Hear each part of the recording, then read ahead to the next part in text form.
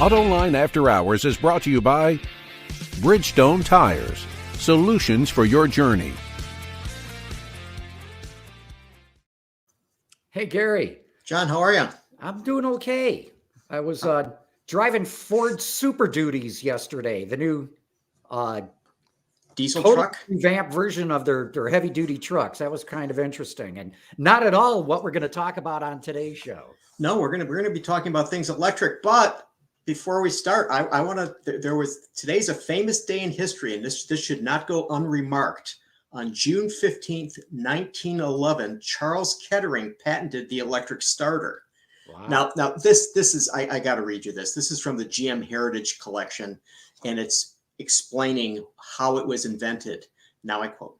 According to legend, the impetus for the electric starter occurred on the Belle Isle Bridge when a fellow stopped to help a woman crank start her car. Tragically, the starting handle was flung when the engine turned over, injuring the Good Samaritan, who later succumbed to his wounds. The man was a dear friend of then head of Cadillac, Henry Leland. Driven to act, Leland pushed for the development of the electric starter that first appeared in the 1912 Cadillac Model 30. The Model 30 cost $1,800 and sported a four-cylinder, 40 horsepower engine. Wow. I mean, just Belle Isle Bridge. I mean, we all know that that's a famous island where they used to do the Grand Prix until this last year in Detroit. And, you know, it's interesting to think that the electric starter arguably transformed the automotive industry like that. And, you know, we may see something like that happen in the electric vehicle space, and maybe we'll learn something about that this afternoon. Yeah, well, let's bring in our guests because we got two really interesting people coming on today. Brent Gruber is with JD Power. Tom Moloughney is with State of Charge, his own website or YouTube channel, I guess is what I should say. Right, Tom? Exactly. Yep. I'm also senior editor over at InsideEVs. Okay. And Brent, what do you do at JD Power? I'm the executive director of the electric vehicle practice. Okay, perfect. So, I mean, a lot of big news in the last week on electrics. GM and Ford announcing they're throwing in the towel. They're going with the Tesla charging system. We saw Toyota announced it's going all in on electrics.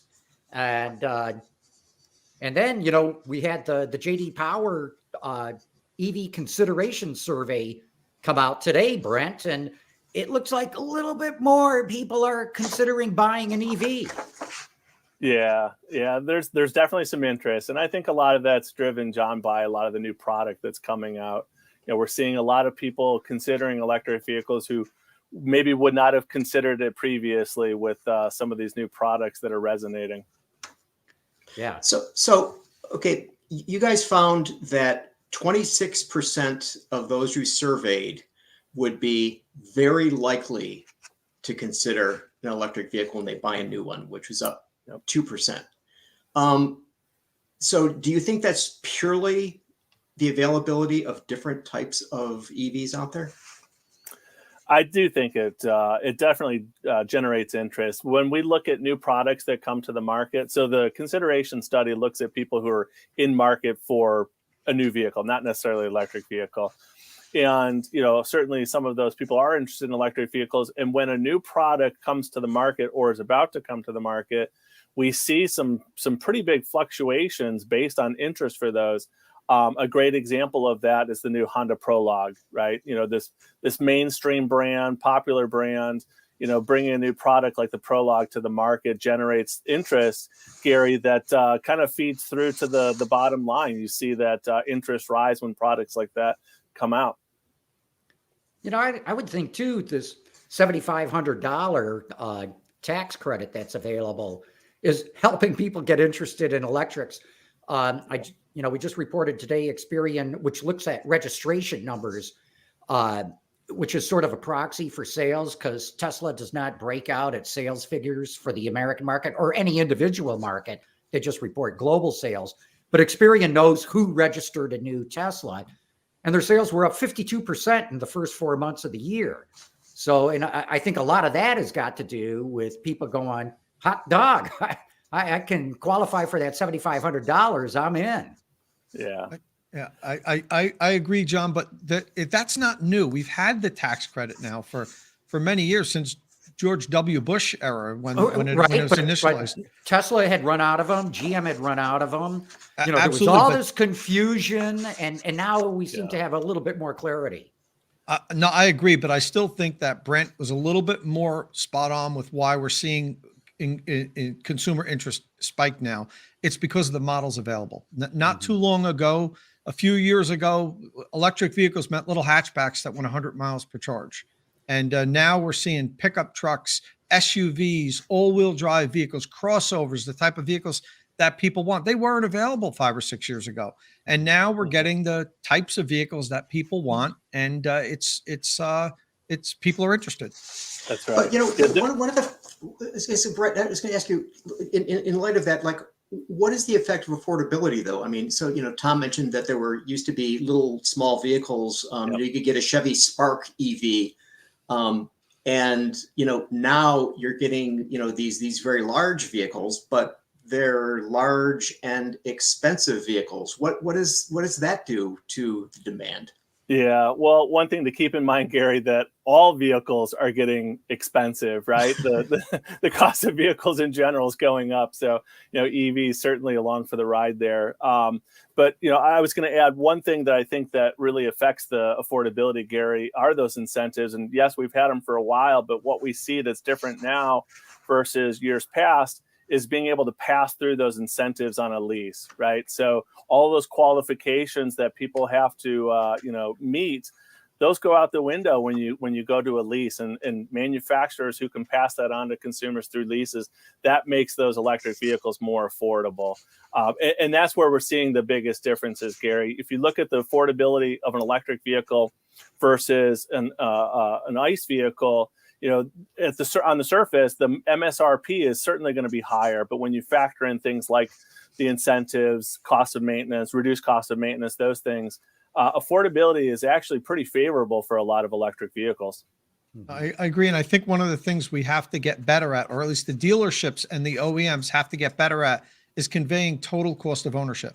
Because while the initial MSRP may be slightly higher, even after the incentives, it may be slightly higher. If you look at a 3 or 5 year run on the vehicle, quite often that flips because of the lower cost of refueling or recharging, and also the lower cost of maintenance. There's, there can be thousands of dollars of savings over the course of 3 to 5 years, and that turns it upside down and actually makes a car that looked more expensive, an electric vehicle that looked more expensive, actually is less expensive when you look at your average monthly output between paying for the vehicle, maintaining it, and refueling it.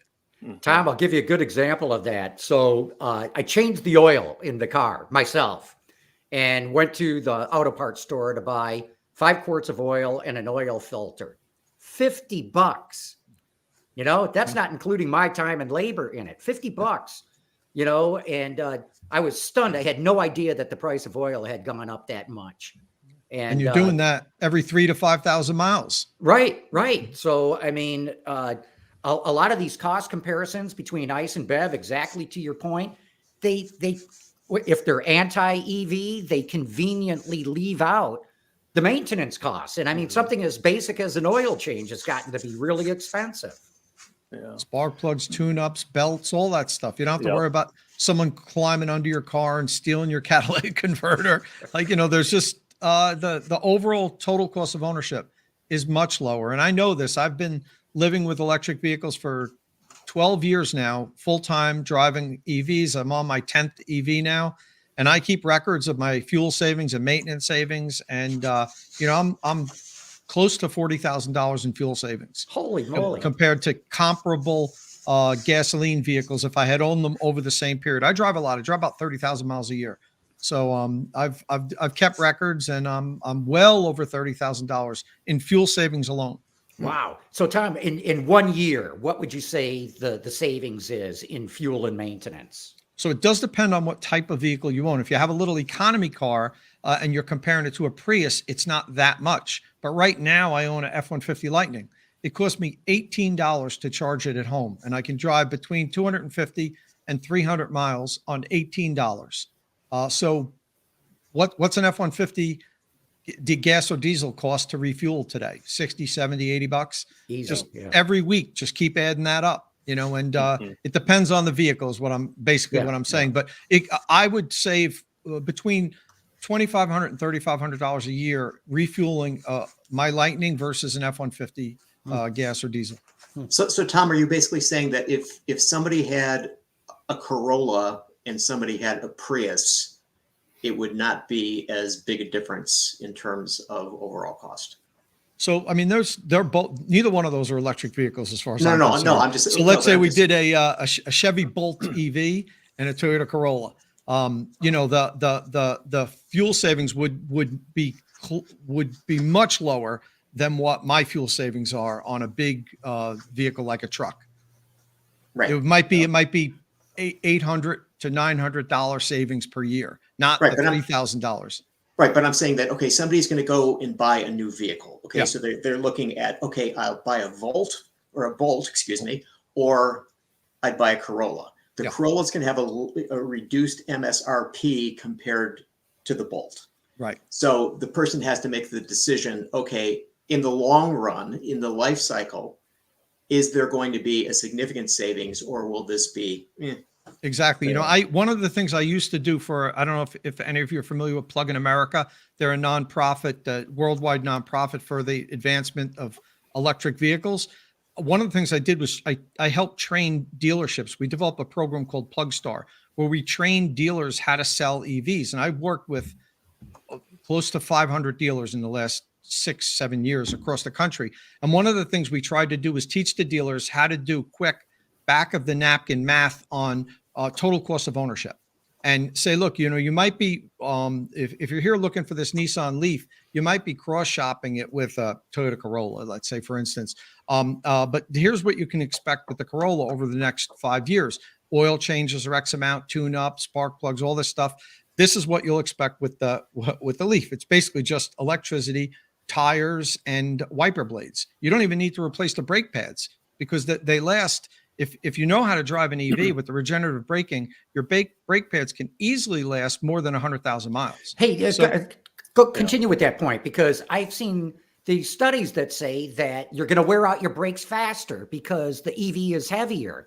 And that just seems counterintuitive to me with regenerative braking. It's completely wrong, John. Unless you're the type of driver that really doesn't understand the vehicle. And, you know, we've all seen people gas brake as they go down the road. You'll wear out your brake pads if you're constantly driving that way. But if you know how to drive and you let the regenerative braking do a lot of your slowing you down, they'll last forever. I'll give you an example of all my EVs. The one that had the most amount of miles when I sold it was a BMW i3 that I had. And it had 73,000 miles when actually got totaled. I didn't sell it. And I had it in for a service right before that. I was at BMW because there was something that they needed to check out. And I said, while they're here, check my brake pads. It's got 73,000 miles. And the dealer said, your brake pads are still at about 75% life. At 73,000 miles, I had only used 25% of the life on the pad. So even brake pads will last a very long time. The maintenance is, I'm telling you, it's tires and wiper blades. That's it. Yeah. And how many tires did you go through in that time, Tom? So I'm an aggressive driver. So maybe a little bit more than what the average person would, but EVs do wear out the tires quicker. Yeah, they work harder because of the weight and also because of the regen. So you have more and the wear torque on the too. tires. But I was on my third set of tires at that point. Huh. Yep. So Brent, one of the things that you guys found, and maybe this is in keeping with what we're talking about here, is that commuters who would drive 45 minutes or more each way were more likely to think about getting an EV than people who drove 15 minutes or less per day. Is this predicated on things like fuel savings or overall cost savings? Yeah, exactly. Yeah, it's to Tom's point. You know, you see that that more tangible benefit. You know, when you're driving more, there's more to save, right? So people recognize that. You know, prior to COVID and all of this, you know, remote environment, you know, I was driving 3 hours a day, and so it really made sense for me to have an electric vehicle. driving 3 hours a day. And when people have those longer commutes, they recognize that, and it's more advantageous for them to consider it. Mm-hmm. So let's get to some of the big news. And Tom, I want to start with you. What was your reaction when Ford announced it was going with Tesla's NACS system? And then it was just literally days later that General Motors announced it was going to do the same. Yeah. So, as dialed in as I am in this industry with regards to charging, and I make it a point that's my wheelhouse, as you can see behind me, I was blindsided by this. And I have a good relationship with Ford. I know all the people over there. Did not see this coming. And, I think it's good overall for the industry. And I think Ford made the right decision. I was waiting to see. Tesla desperately needed to get a whale on the hook if they really wanted this to happen. I know Aptera said they were going to use that connector, but we don't even know if Aptera is ever going to make it to market. But they needed a major legacy brand to say, look, we think this is a good choice. We want our customers to have access to these charging stations. And they got it with Ford. Once that happened, in my opinion, I said this on our podcast a day or two later, I said, GM's going to be next and it's going to be quick. And a lot of people disagreed with me. They had to. They had no choice. I mean, could you imagine thinking about buying a Chevy Silverado EV later this year, or a Ford F-150 Lightning, cross-shopping the two and saying, okay, with the Lightning, you're going to get access to 12,000 Tesla superchargers. With the GM, you're just going to be what we have with CCS. How do you justify that? It's such an advantage to have so much more charging available out there and charging that works that they had to. And once that first company like Ford did it, that's it. It's a tidal wave now. Everybody has to do it. And the sooner you do it, the better. Yeah. My line was GM can't let Ford get away with that. 100%. So Brent, this last year when you guys did this study, charging stations were a big part of it. And how do you see this situation with Ford using and General Motors using the supercharger network? Yeah, like Tom, I didn't have any indication that this change was coming. I think those of us in the industry suspected that something like this may happen at some point. And my first thought was, this is a really big announcement, and this is really going to change the game. And you're right, Gary, we do evaluate satisfaction with public charging as well as reliability. And when I look at those scores, just from Q1 of this year alone, the satisfaction among Tesla owners charging is, in some cases 200 points higher than the non-Tesla owners. So, taking these people who are charging and having, subpar satisfaction experiences and moving them to a potentially, much more satisfying experience is really a win-win-win. But more than just the satisfaction is the reliability.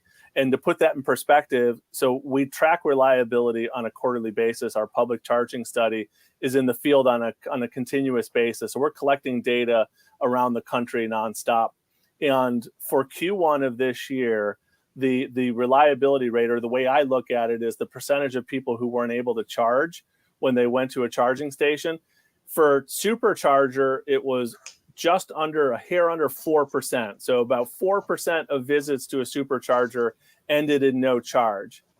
For non-Tesla fast charging, it was just under 22%. So that shows you just how much of a benefit that reliability is with the supercharger network. So, the folks that, are going to be buying General Motors products and Ford products and having the opportunity to use those supercharger networks, my expectation is going to be far more reliable and far more satisfactory than what they've been able to experience thus far. So put some color into that non-charge event. So this means that somebody is driving their vehicle. They need to get some electricity. They see a little icon on their screen saying, "Oh, there's a charger over here." They drive to that, and for some reason it doesn't work, and then they leave and have to go find another one. That's right. Yep. Yeah. They either go find another charging station or they charge at a later date. And that's roughly 1 out of 5 times it's ending in no charge. Now, there's various reasons that would prevent them from charging. So we look at this from the consumer's perspective. There's a whole host of things that could prevent somebody from charging. They could be iced out. There could be an ICE vehicle in the parking spot blocking the charger, right? It could be a payment authentication issue, right?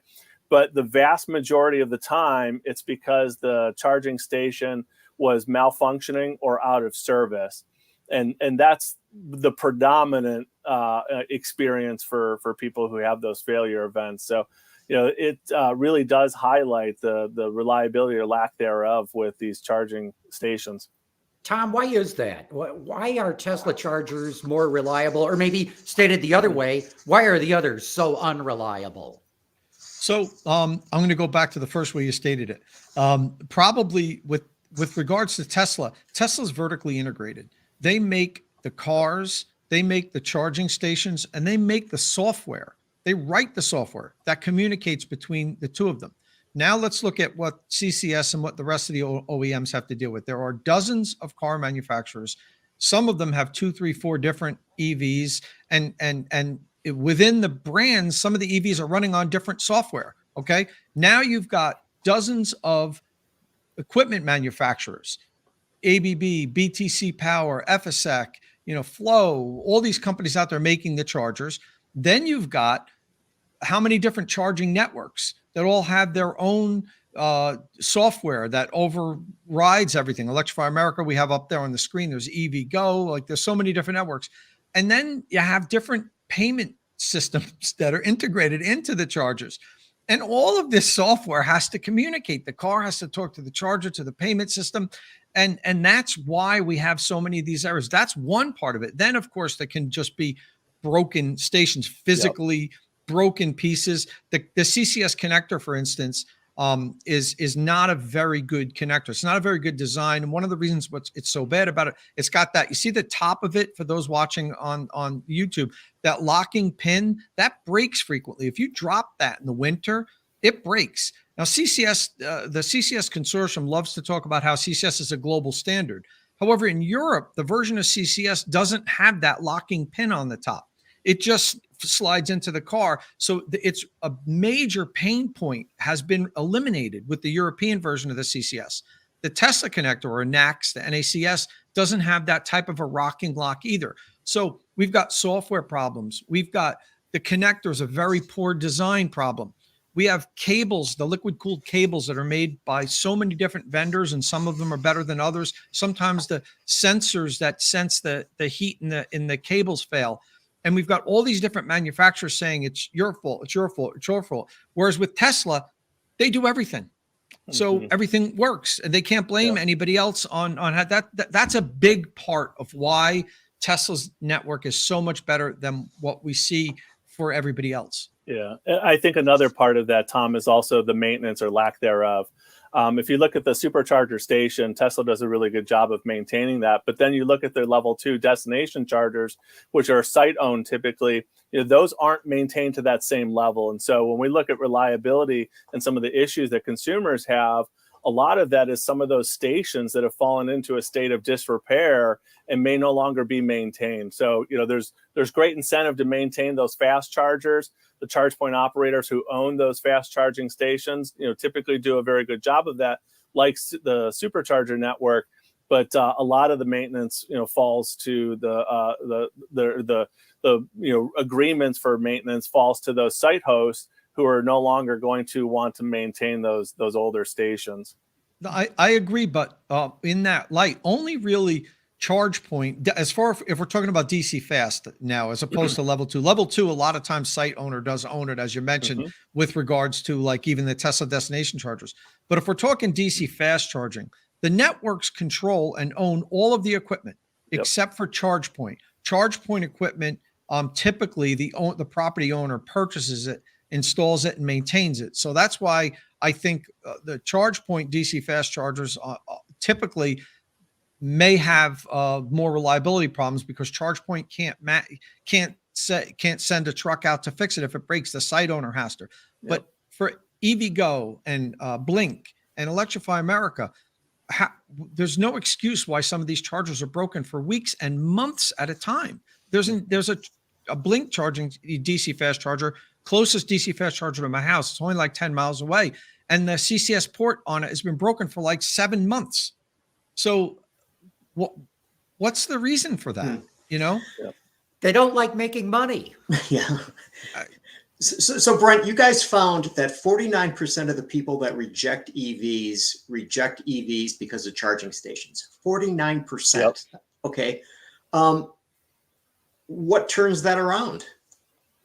Yeah, well, it is. And let me just add, Gary, that's been number one for the last 12 months, right? So this is not a fluke thing. It's the biggest barrier to consideration. It's also the least satisfying aspect of owning an electric vehicle as well. One of our other studies, the EVX ownership study, we ask respondents, what their levels of satisfaction are with all these different aspects, and it's the least satisfying. So it's problematic from a consideration perspective, and it's problematic from an ownership perspective as well. And I know a lot of people like to say, well, most people charge at home, right? Which is true. Right now, about 85% of charging occurs at home, but we have to think about the future and all of these people who may not have access to home charging, which is a pretty sizable percentage. And so knowing that it's keeping people from considering electric vehicles or adopting them, and then it's a bad experience once they own it, that's problematic. So how do we overcome that? Part of it is education, and a sidebar conversation with Tom. I know he does a lot of work around educating consumers on what this process looks like. There's a lot of unknown when it comes to consumers and charging electric vehicles. How does this process work? Where do they go? How do they do it? Right. And so, Gary, frankly, some of that is making sure that customers know exactly what public charging entails, where it's available, how that process works, how the payments work. Right. And then certainly, as an industry, whatever we can do to streamline it and make it more reliable, that's how we overcome that objection. Tom, what do you see GM and Ford having to do? Because as you pull up to a Tesla charger, there's no touch screen, there's no credit card swiper. You do it all through an app. And what are GM and Ford going to have to do to have this seamless experience if they charge at a Tesla supercharger?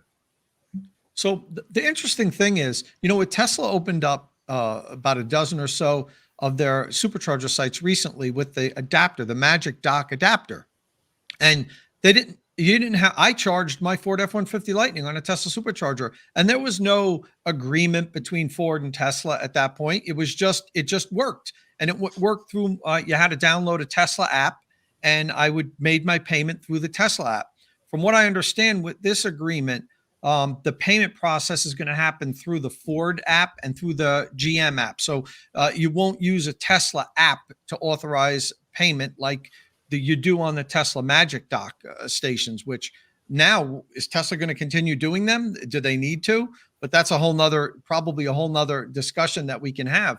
So from what I understand, John, that the payment is going to be authorized through your native app from the vehicle. Like my Ford Pass app I'll roll up to a Tesla charging station, plug in, and then I'll hit them at station 3, swipe to pay, and the payment system will authenticate, and I'll be charging my vehicle. The big question is, does GM and Ford eliminate the J1772 and CCS ports after 2025, or do they have both? Nobody's really answered that question yet, and there's people that have been, arguing to both sides of that. I don't know. It would be hard for me to imagine that GM and Ford would eliminate those ports, because there's so much infrastructure. I mean, Ford right now is making all their dealers install all this high-speed DC fast charging and charging stations. They're not going to have Tesla connectors on them. So Ford can't stop installing that on their vehicles. Well, they could provide adapters, but now you're making the dealers charge vehicles to adapters. So that there's a lot to learn about how this is all going to work, John. Yeah. Mm-hmm. Hey, look, we got to take a quick commercial break. There's plenty more to talk about. We'll be back in just a few seconds. How do Bridgestone tires stop shorter on wet roads? It's their HydroTrack technology. But you don't have to know how the science works, just where the brake is. What really matters is their Bridgestone. Thank you, Bridgestone, for all your support. So, hey, big news too this week. Toyota coming out all in on electrics. I mean, sure, they're going to still continue to build ICE engines and hybrids and all that, but they dropped a lot of news of what they're doing. Brent, what was your reaction? Yeah, it's certainly reflective of their need to emphasize their direction and their focus on electric vehicles for sure. Encouraging to see what they're doing. Excited to see what comes of this technology wise. The solid state batteries and the ranges that come along with those. Addresses another barrier to consideration, which is the battery ranges, right? But I think what's really interesting though is the promotion of those ranges and realizing that what the real world driving looks like for consumers, and trying to strike that balance between the range that's necessary for a consumer and keeping costs down. Because I see something like this, and we were talking about prices getting away from us on vehicles, and not just electric vehicles, and my first thought is, oh boy, we're going to see some big price jumps here. But it's exciting to see the technology evolve for sure. Tom, what'd you think of Toyota's announcement? So I was always a loyal Toyota customer. I owned, I think, 4 or 5 different Tacomas, and God, my first car was a Toyota Tercel, a 1984 Toyota Tercel. But I haven't been happy with how Toyota's handled electrification over the last few years. I've been pretty blunt about that. And I'm still of the position is, I'll believe it when I see it, because I think the brand has been, they've been intentionally slow walking electrification. And, I half don't blame them as far as a business decision, because they make the best hybrids in the world. That's their bread and butter. They make a ton of money on hybrids. So, it's kind of like the innovator's dilemma.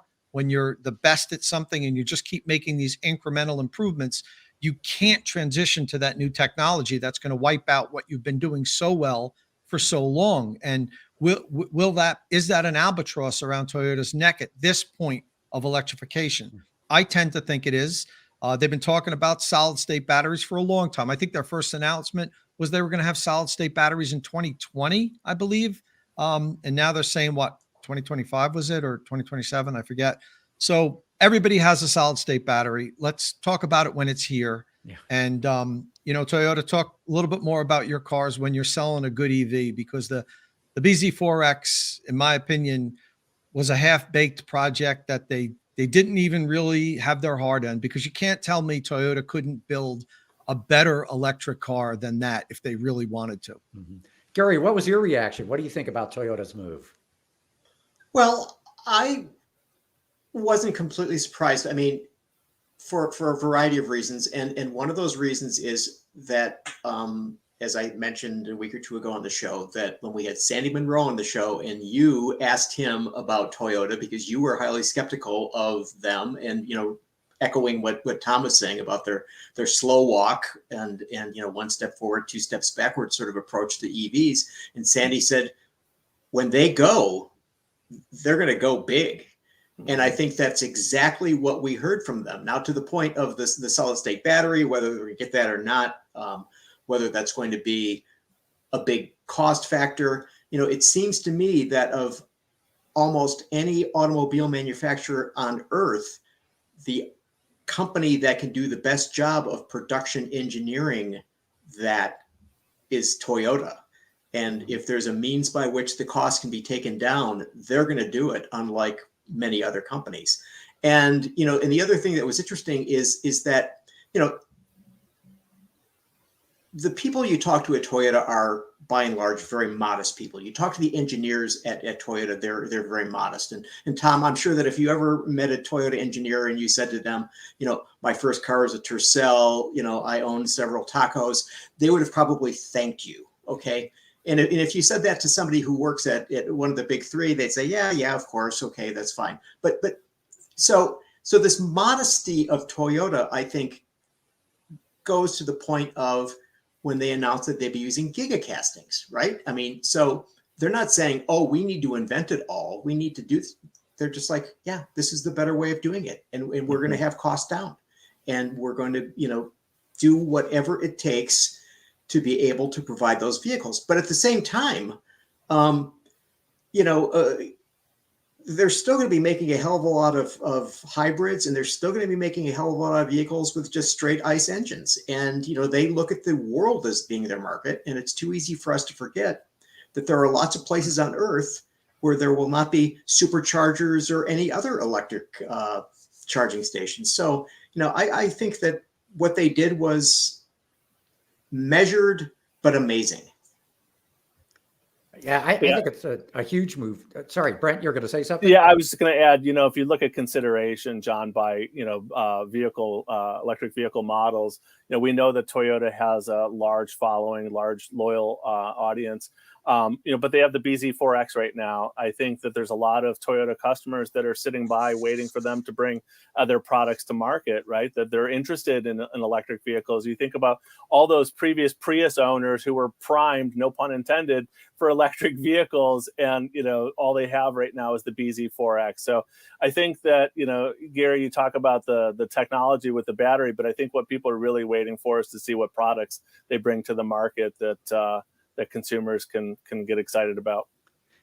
So what did you guys make? You know, Toyota said that its electric cars, I mean, there's going to be different battery sizes and ranges, but they seem to be settling on a 600-mile range.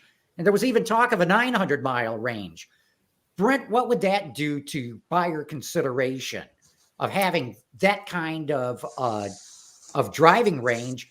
I mean, to me, it would seemingly take away the worries about charging too, because at that point, for most people, maybe you charge once a month or twice a month.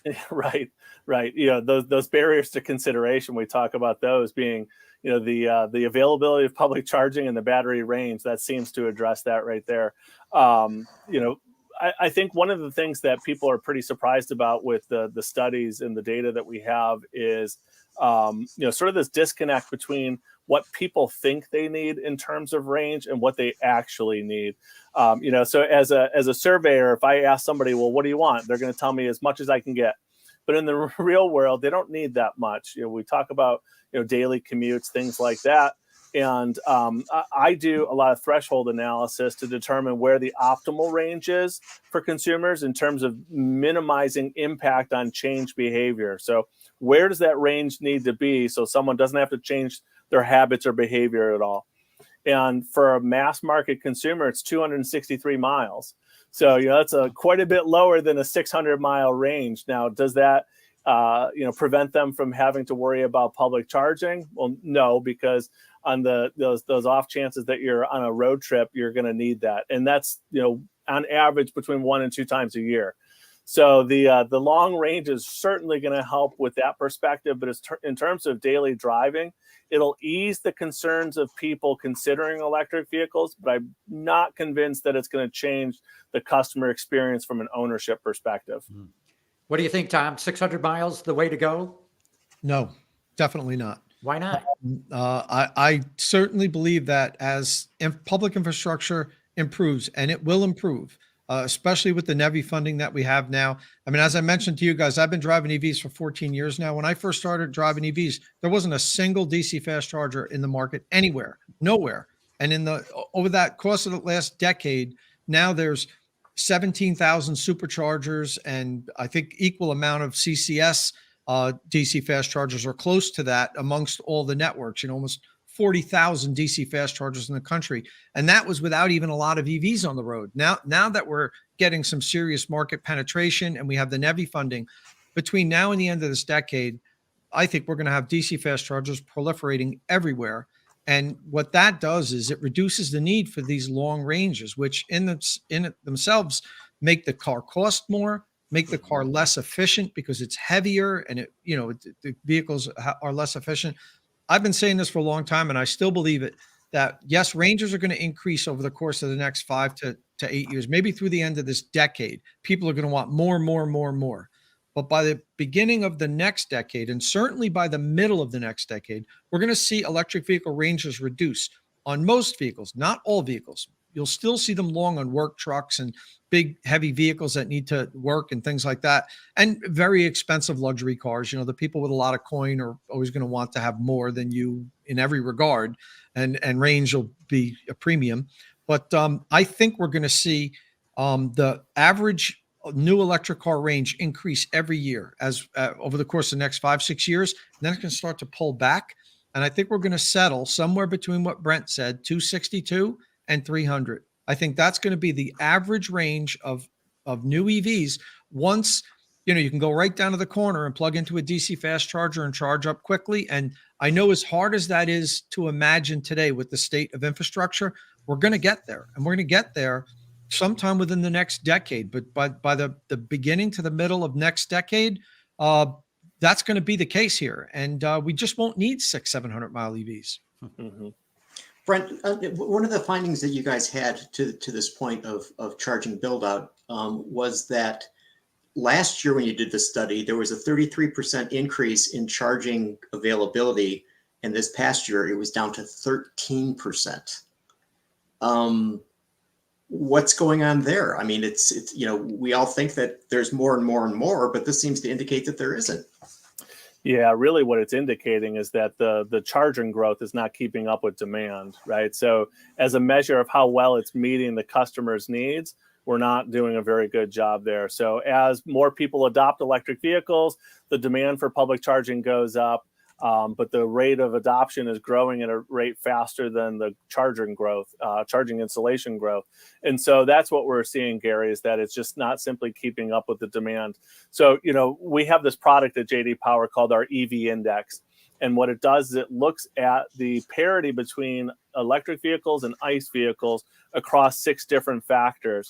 And one of those factors is infrastructure, and it's probably where one of the greatest deficits are to parity with ICE, and that's simply because adoption is increasing and the charging growth is not. Tom alluded to the fact that we're going to see those investments accelerate and the installation accelerate, but right now it's not keeping up with that demand. And I need to follow up on a point that is near and dear to my heart on this topic. So Brent's 100% right that the utilization is up, and it's because the charging stations aren't able to keep up with the growth of the electric vehicles introduced to the market. But there's one other factor here that's actually playing a big role that it's one of the things that I've kind of been standing on a soapbox and trying to preach to the industry about. It's many of the automakers are offering free unlimited charging programs when you buy or lease their EV. And while that sounds like a great incentive, like, Volkswagen Group is big on this because they own Electrify America. So all the Volkswagen brands, Volkswagen, Audi, Porsche, they come with free unlimited 3-year charging programs. And what that's doing is it's taking people that would have charged at home and putting them on the DC fast charger that's 3 miles from their house. That's not what these DC fast chargers are for. If you live in an apartment complex and you can't charge at home, then by all means. But people that can charge at home should charge at home and relieve the strain. So if you ever go, and this is one of the things, I spend a lot of time at DC fast chargers. I do recordings. I'm always out there, and I interview the people at the DC fast chargers. And more than 50% of the people there locally, when I do all my recordings and so forth, live within 2 or 3 miles from that charging station, and they're only there because they have a free unlimited charging program.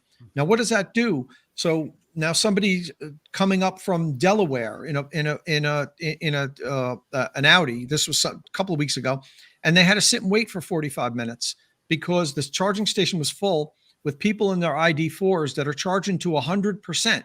And with DC fast charging, the charging rate slows down dramatically after you get to 80%. But since they're not paying and, there's no penalty for staying, they just leave their car plugged in sometimes for 2 or 3 hours, and they're blocking the station. I've been calling upon all the automakers to stop these free unlimited charging programs. It's hurting the industry. And it's short-sighted. If you want to give away charging as a perk, that's great. But it has to have a limit. You have to say, like I just bought a Chevy Bolt EV, and it came with $500 credit on EVgo network. That's fine. I have a defined limit on what's free. So I'm going to use it sparingly. I'm only going to use it when I need it. But when you give somebody anything that's free, unlimited, you're going to get abuse. And that's what's happening right now. And it's blocking the charging stations, and it's creating a big problem.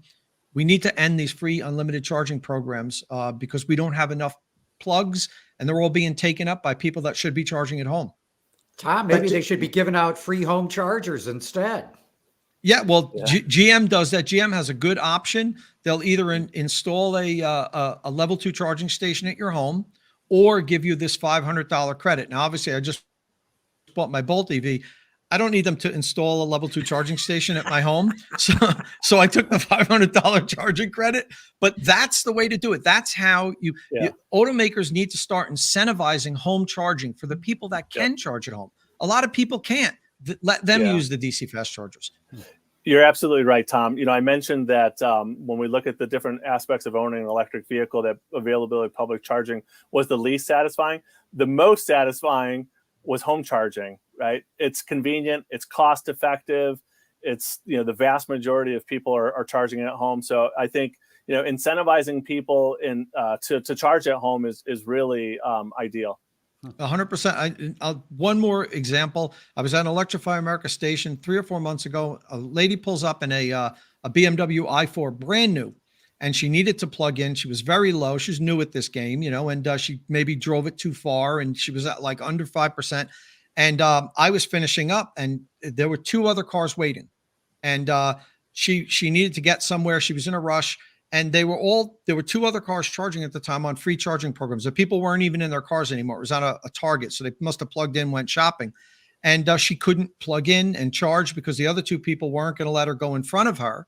And I said, look, I'll unplug and you can come, but they're ahead of you. And I went over and talked to them, and they said, no, we've been waiting here for half an hour. She can wait too. And she started crying and saying, I have to pick up my son. And this is it. I'm done with these electric cars. I'm done. I'm taking it back to the dealership. I told my husband, and it was because there were people with free charging that were just blocking these public charging stations. So it's a huge problem, guys. Tom, when you talk to the OEMs about this, so why do they think it's important that they give the free charging to their customers? So first of all, I think the Volkswagen Group does it to help boost their Electrify America. They own Electrify America, because what happens is they pay per vehicle. Like they pay Electrify America per vehicle, maybe a couple $100 for every vehicle that goes on the road. So they're feeding their own company and helping float it. Now the other manufacturers feel the pressure of the Volkswagen Group. Like, let's say if you're thinking about getting a Hyundai Ioniq 5 and you're cross shopping it with a Volkswagen ID4, the ID4 comes with 3 years of unlimited charging. So now, if you're at a dealership and the dealer says you don't have to pay a penny for fuel for 3 years, that's a big carrot, So now, Hyundai says, well, we'll give you 3 years of free charging, and BMW does it now, and Mercedes does it. So it's almost like you have to, because of the competition. And every media drive I go on, I'm at the dinner. I'm hammering the executives there, saying, please stop this. Just phase it out. Give them a perk. Give them something good, a nice carrot, but stop the unlimited free charging, because it's ruining the public charging experience for so many people. Yeah, well, it's one of the few levers that the manufacturers have to influence the public charging experience. So, if someone gets free public charging, that's going to boost their satisfaction, which, ultimately has a ripple effect with their total ownership experience. And so, satisfaction is going to be much higher if they get that free public charging. And so manufacturers know that. And again, that's a lever that they can pull. It increases the satisfaction to a point, Brent, but we're getting to a point now, especially in some of the heavily populated areas with EVs, where it's actually being a negative, because the people are pulling up and they can't plug in. They have to wait. They have to queue up. And that's an issue, and it's only going to get worse. I see the EV sales continuing to outpace the installation of the new stations for a while. This NEVI funding is going to take a while before we notice it make a difference. You don't just install a DC fast charger. It takes more than a year for site identification, utility interconnect, all the engineering work and everything. So it's going to take us a while before we get caught up. And in the meantime, it's kind of a mess out there in a lot of areas. And between broken chargers and chargers being filled by people that don't really need to use them, they're only doing it because it's free. It's a bad combination. So do you guys both think that this may inhibit the growth of electric vehicles to the extent that it could grow were these problems not there? I think I can't speak for Brent, but I 100% am convinced that it has already started to hurt EV sales because people are seeing in my area here in New Jersey that the charging stations are full. They get a new EV and they have to wait to plug in, and it's only going to get worse. I think it's a big problem, and I plead with the OEMs to consider changing this. Offer free charging, but it has to be limited and give people the option of doing a home charging system instead. I think another thing that we really need to seriously consider is the value and benefit that level 2 charging plays in the public domain as well. I love telling people this, that our focus is very much on fast charging. Everyone wants fast. But in reality, 71% of EV charging in the public domain occurs at a level 2 charger. I think they play a very critical role. I think it's a two-pronged approach, no pun intended, with fast chargers and level 2 chargers. And so, Gary, the challenge of meeting the consumer demand can be met with fast charging and level 2. And we shouldn't have to wait a year and a half to put a fast charging station in. It's much quicker for a level 2 station, and that can certainly supplement the consumer demand. And I even think level 1 should be more prevalent, Brent. Honestly, where places where people dwell for a long time, airports. How easy it would be to just install rows and rows and rows of level 1 charging without having a huge expense. Workplace charging. Level 1's great for workplace charging. You're there for 8 hours. It's not all about fast charging. That's right. Yeah. At the Detroit airport, there's an offsite parking lot called Quick Park. And they have exactly that, Tom. Rows of places where you can plug in because people are gone for days. So who cares if you're charging at 110? Right. Why spend $3,000 to install a level 2 charger? You know how many level 1 outlets you can install for $3,000? So we should be doing more of that. That absolutely. So Brent, are you finding that this need for consumers to change their behavior to be an inhibitor, meaning that, okay, as Tom was saying, that when that lady was going to try to charge her BMW, there were 2 ahead of her and they were saying, hey, we've been waiting here 45 minutes. We're not going to give her the chance versus, across the street, somebody was at a Shell station and there was a line of, 8 cars and they went through in 45 minutes. Mm-hmm. Do consumers resist because of that? Yeah, I think that particular instance is probably the exception rather than the norm. There's a lot of frustrations. One thing that we do see, and we saw this in our ownership study this year, because there was this huge influx of first-time EV owners. So incentives are driving a lot of people into EVs for the first time.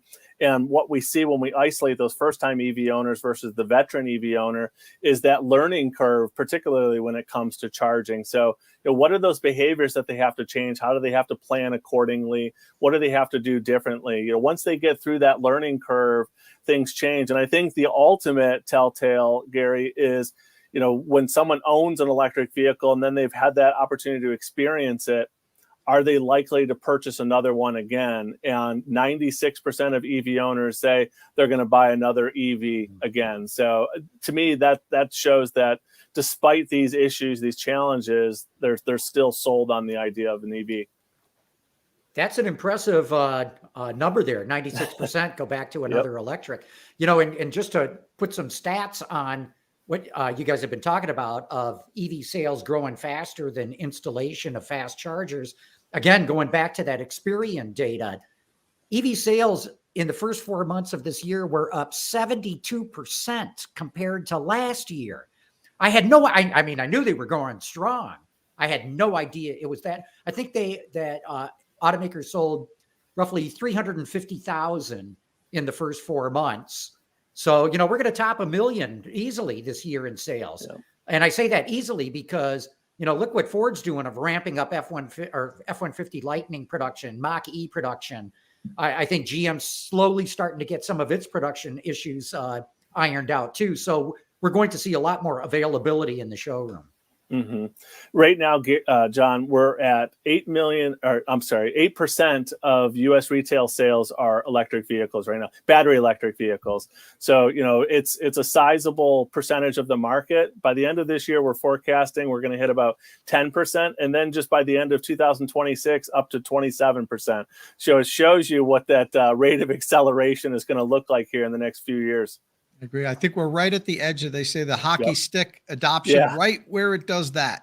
You know, it's been a while, and I've been following the industry for a while, and we were hovering around 1.5%, 2%.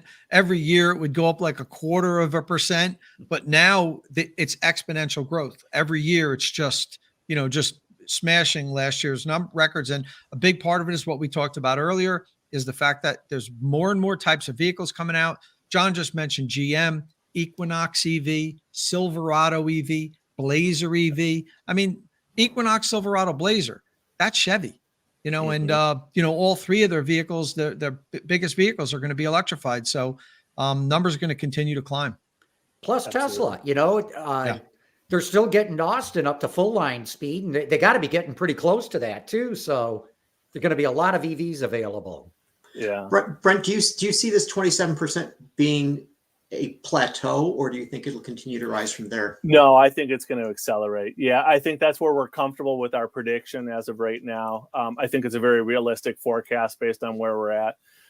You know, Tom is exactly right. We're starting to hit that curve in the hockey stick. And I think it's really a cautionary statement, right? I tell everyone it's much easier to influence the market and address these challenges when we're at 8% than when we're at 27% in a few years. So, you know, these challenges, particularly with public charging, now's the time. Good point. Well, look, guys, we're nearly at the top of the hour. This is probably a good point to end it on. But Brent Gruber, Tom Moloughney, thanks so much for coming on. I'm going to have to take notes. This is really good stuff. Thanks for having me. Yeah, thank you. Thanks, guys. Real good. And thanks everybody who has tuned in. AutoLine After Hours is brought to you by Bridgestone Tires, solutions for your journey. If you like this program and would like to learn more about the automotive industry, check out our website at autoline.tv or look for us on YouTube on the Autoline channel.